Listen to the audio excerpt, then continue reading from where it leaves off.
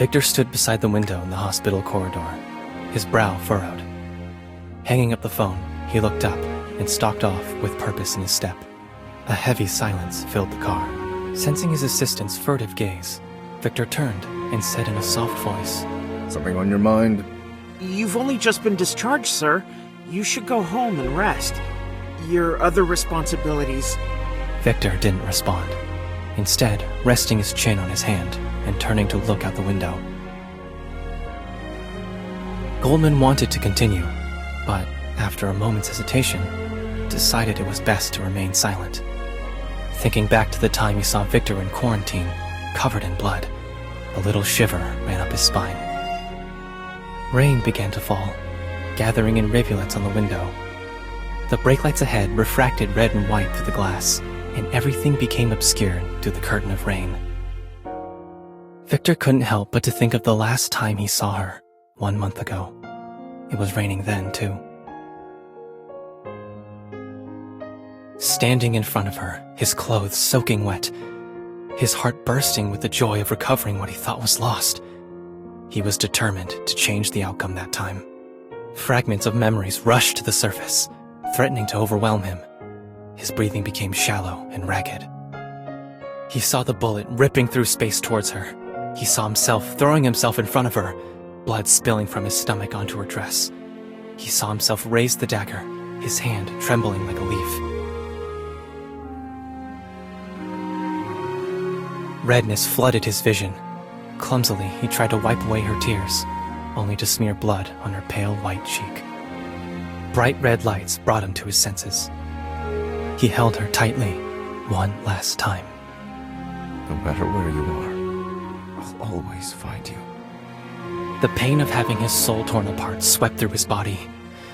Clenching his teeth, he used his last remaining strength to tear a hole in space-time and sent the girl through.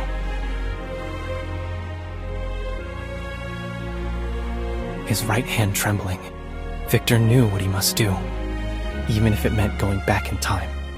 He had not spoken of it in all the days since, though dreams disturbed his sleep and the gunshot scar on his belly ached with every movement. Victor clenched his fist, his stern expression and chiseled jawline set in stone. "LFG, sir." Victor looked up, a shadow of pain in his eyes. As the darkness fell, the sky became devoid of starlight. Victor stood at the window, watching the traffic creep along the street below. The city lights filled the night. This was where he first told her about his perspective. When the whole city is at your feet, your anxieties just melt away. Thinking about her unexpected expression, a hint of a smile played across Victor's lips, and his eyes softened. But the smile quickly vanished. In a far corner, untouched by light, there stood a dark figure. Approaching footsteps could be heard, slowly and steadily in the silence. Victor turned to face this visitor, his expression cold and distant. "I've been looking for you." The time observer nodded, stopping at the boundary of light and dark, half his face still hidden in shadow. The world timelines are collapsing. Time is running out. Victor did not speak. The lights spilled in from outside, lengthening his features as the darkness intensified. A profound silence filled the space, as if two invisible forces were confronting one another. After a pensive moment, the time observer spoke. "We can tell you her current location." For the first time, Victor's tranquil expression revealed a trace of surprise. He paused, then muttered a single word. "Fine." Astonished by the frankness of his answer, the time observer continued. "You must understand the consequences of these actions." "I told you, I have only one objective." His tone was completely uncompromising. The time observer smiled, offering his outstretched hand to Victor. "But everything else is my domain." Victor stood his ground, unshakable determination engraved upon his face. An unreadable expression flashed across the time observer's face as he turned and disappeared into the darkness with a sigh. As the night deepened, The lights went out one by one on the streets below, as if the city itself was falling asleep. Victor stood alone on the balcony. Suddenly, a ringtone broke the silence. Frowning, he picked up the phone. Goldman's panicked voice was on the other end. Sir, we have a problem. The Special Task Force has released a list of evolvers. Your name is on it. The car slowly pulled up outside the office building. Victor appeared calm and collected, while his driver and bodyguards scanned the street for possible threats. Ever since Victor had been outed as an evolver, protesters had been gathering outside the entrance to the LFG building.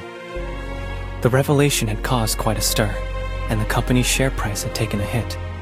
Fortunately, most people were reasonable, and Victor's stellar reputation allowed LFG to mitigate the situation.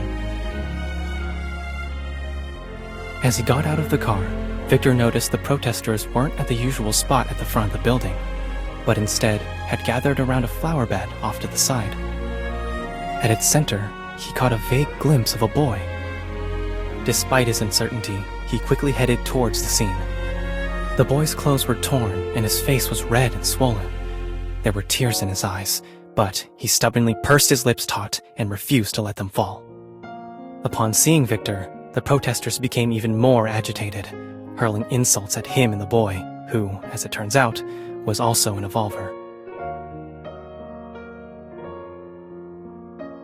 Glancing at the crowd behind him, Victor saw his bodyguards push the protesters back, and the sounds of the commotion gradually faded into the background. Looking at the boy, Victor saw the steadfast stubbornness in his eyes. A familiar figure swam into Victor's mind, superimposing itself on the boy's features. Victor smiled kindly. Where do you live? I'll take you home. The boy stared blankly, then scowled, as though he was about to cry again. Victor held out his hand. Let's go. Victor led the boy to his car. All the while, the boy tried to secretly wipe his tears away. Victor silently handed him a tissue. Did she cry like this when she was little? Victor wondered to himself, though he quickly rejected the notion. No, she never cried much in front of him, as a child or otherwise. Such a stubborn dummy. That's what she was. Victor smiled unconsciously to himself. His eyes softened as he looked out the window, thinking of her. Would everything be different if she returned?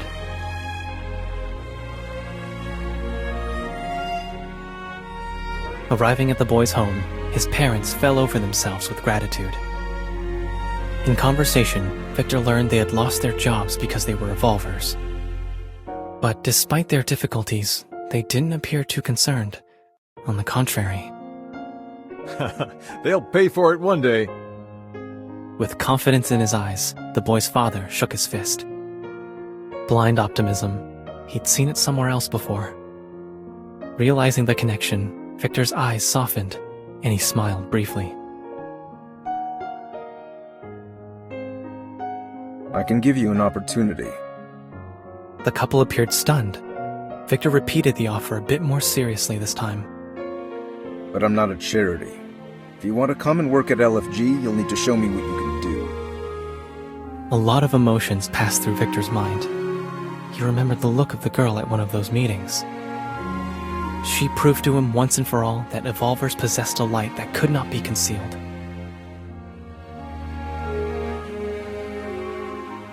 Word that LFG hires evolvers spread like wildfire, and very soon, the company was receiving hundreds of CVs from hopeful evolvers. Reading through them, Victor discovered many talented people who had lost their opportunities because of their status. A thought began to crystallize in Victor's mind. His phone lit up, and an alert about LFG's share price on the rise interrupted his musings. Unconcerned, he swiped it shut. Victor's gaze slowly swept over the cargo ship docked on the shore. The crew were all going about their business. The area had become a center for evolver communications. Suddenly, something grabbed Victor's attention. Not far away, he saw the boy he had returned home a few months back. The boy was aiming a gun. Victor rushed towards him, and the boy turned and pretended to shoot, imitating the sound of a gun with his mouth. A scene flashed through Victor's mind. Slowly, he pulled the trigger. The barrel was dead on target, a man with burn marks on his face. The girl was there as well, but he himself was holding the gun to her as he made his exit from the chaotic scene. He felt as though he was being strangled.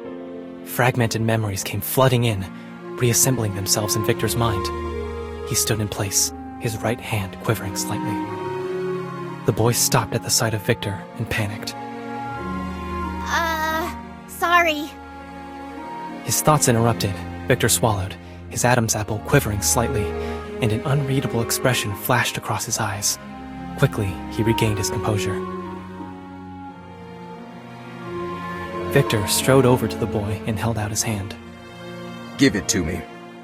The boy hesitated for a moment, then handed over the gun. It's just a toy. Puzzled, Victor looked down at the toy gun in his hand. Why aren't you at school? The boy grimaced. The other kids avoid me. The teachers do too. Victor's eyes became distant. After a moment of reflection, he spoke deliberately. That's not a good enough reason for you to skip class. Go to school and leave the rest to me. The boy nodded. Realizing that perhaps his tone was a little harsh, Victor hesitated. He patted the boy lightly on the head and gently spoke. Go on now. The boy didn't leave immediately, but looked up at Victor with eyes full of gratitude and admiration.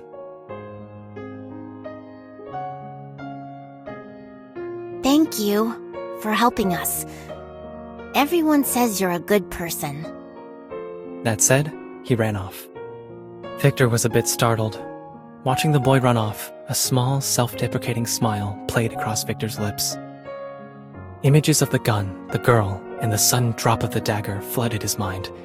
Feelings of intense fear and regret swept over him. He was always hurting her, one way or another. Victor shoved his hands into his pockets and stared out to sea. His turbulent emotions were reflected in the churning waters below. After a moment of silence, he spoke, to no one in particular, or perhaps just to himself. It's not over yet. I will win our wager.